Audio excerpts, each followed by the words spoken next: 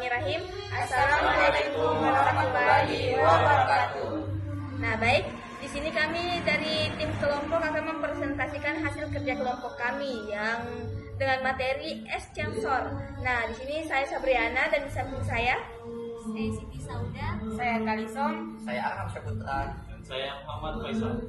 Nah, berikut adalah penjelasan kode yang telah kami buat. Nah, di sini saya sebagai moderator akan membacakan judul dari materi yang kami ambil yaitu S-Changsor. Nah, di sini dengan 5 anggota kelompok yaitu saya sendiri, Sabriana, ada Siti Sauda, Kalison, Muhammad Faisal, dan Arham Syaputra. Nah, di sini saya akan membacakan yaitu S-Changsor merupakan algoritma yang termasuk dalam kategori comparison based sorting yang artinya proses penyortiran dilakukan dengan membandingkan elemen satu dengan yang lain. Nah, ada 4 materi yang kami ambil yaitu pengertian dan konsep dasar, yang kedua itu cara kerja dan ilustrasi, yang ketiga itu kode pemrograman Java dan penjelasannya, dan yang terakhir yaitu kelebihan serta kekurangan dari algoritma S-Changsor. Nah, selanjutnya saya akan mempersilahkan kepada pemateri pertama untuk membacakan pengertiannya. Baik, saya akan menjelaskan pengertian S-Changsor. S-Changsor adalah algoritma pengurutan sederhana yang mengandalkan proses penukaran elemen berdasarkan hasil perbandingan. Disebut S-Change karena elemen akan ditukar posisinya jika tidak dalam urutan yang benar. Algoritma ini bisa digunakan dalam pembelajaran karena sangat intuitif dan mudah dipahami. Tujuan utama, menyusun data dari data terkecil ke data terbesar, atau disebut ascending atau sebaliknya descending, memberikan dasar pemahaman tentang bagaimana sorting dilakukan secara manual. Karakteristik, cocok untuk dataset kecil, kurang efisien untuk data yang sangat besar. baik, di sini saya yang akan menjelaskan bagian dari langkah kerjanya. Kita mulai dari indeks pertama, yaitu I sama dengan 0. Kemudian kita membandingkan elemen ke I dengan semua elemen setelahnya, yaitu indeks J. Nah, aturannya di sini kan, jika array indeks I lebih besar dari array indeks J, maka ditukar. Di mana kami memiliki data array itu 5381. Kan perhitungan kalau dalam array itu 0, 1, 2, 3. Dan peraturan dari perbandingan S-Changsor tadi, apabila indeks I lebih besar daripada indeks J, maka ditukar. Kita mulai dari indeks I sama dengan 0. Berarti di sini I itu 5. Apakah 5 lebih besar daripada 3? Jawabannya ya. Berarti posisinya ditukar. 3, 5, 8, 1. Karena posisinya sudah ditukar, berarti sekarang indeks I itu sama dengan 3. Berarti kita membandingkan apakah 3 lebih besar daripada 8? Jawabannya false, tidak. Berarti kita tidak menukarnya. Posisinya tetap sama, 3, 5, 8, 1. Kita lanjut lagi ke selanjutnya. Kita membandingkan antara apakah 3 lebih besar daripada 1? Jawabannya ya. Berarti kita menukar. 1, 5, 8, 3. Kita lanjut lagi ke indeks I sama dengan 1. Di sini indeks I itu kan sudah 1, berarti di sini 5. Apakah 5 lebih besar daripada 8? Jawabannya false. Berarti posisinya tidak ditukar. 1, 5, 8, 3. Kita lanjut lagi ke angka selanjutnya. Apakah 5 lebih besar daripada 3? Jawabannya ya.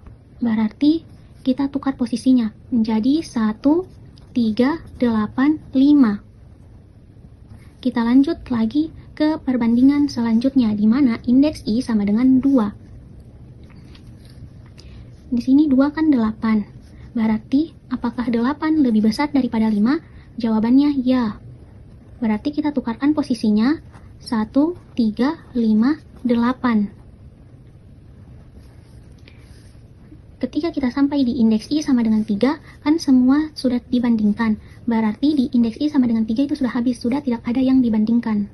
Berarti hasil dari perbandingan berurutan dari S-Changsor tadi itu 1, 3, 5, 8. Setiap elemen akan dibandingkan dengan semua elemen di sebelah kanannya dan ditukar jika posisinya terpenuhi. Misalnya, ini 5381, seperti yang saya jelaskan di sebelumnya. Proses perbandingan ini akan dilakukan hingga array terurut sempurna. Visualisasi flowchart dengan yang pertama dua loop I dan J, di mana loop I adalah perulangan luar dan indeks J adalah perulangan dalam. Dan yang kedua, kondisi array indeks I lebih besar daripada array indeks J. Dan yang ketiga, proses pertukaran. Proses pertukaran apabila posisi terpenuhi. Apabila array indeks I lebih besar daripada array indeks J, maka posisi indeks I dengan indeks J tadi ditukar. Baik, di sini saya akan menjelaskan kode Java Essential. Nah, ini dia adalah salah satu kode yang sering kita gunakan. Selanjutnya kita akan ke penjelasannya. Di sini ada penjelasan kode Java, yaitu ada 3 hal. Yang pertama, dual loop for. Yang pertama, loop pertama atau I menunjuk pada elemen yang akan dibandingkan.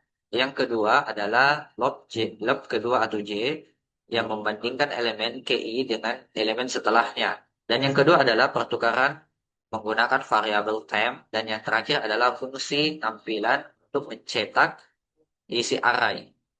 Nah, selanjutnya saya akan menyerahkan ke membawa materi selanjutnya. Selanjutnya saya akan membaca kelebihan dan kekurangan extensor. Yaitu pertama ada kelebihan 1, sederhana dan mudah dipahami. 2, tidak perlu struktur data tambahan atau in place. Ketiga, ideal untuk pembelajaran. Dan bagian kekurangannya yaitu 1, kurang efisien untuk dataset besar. Kedua, banyak penukaran walau data hampir terurut. Ketiga, kompleksitas waktu. Dan penerapan nyata extensor, yaitu bisa diterapkan pada penyaringan sederhana dalam input data, urutan nilai pada data statistik kecil, dan sistem pendidikan atau latihan logika pemrograman. Nah, itulah tadi penjelasan-penjelasan materi yang telah dibawakan oleh tim kelompok kami. Selanjutnya yaitu kesimpulan. Nah, extensor itu algoritmanya lebih sederhana berbasis perbandingan. Membandingkan dan menukarkan elemen secara berulang, cocok juga untuk mengajar dasar sorting dan tidak cocok untuk data besar. Nah, baik teman-teman, itulah tadi materi-materi yang telah dibawakan oleh tim kelompok kami. Lebih dan kurangnya mohon dimaafkan. Wabillahi taufiq wal hidayah. Wassalamualaikum warahmatullahi wabarakatuh.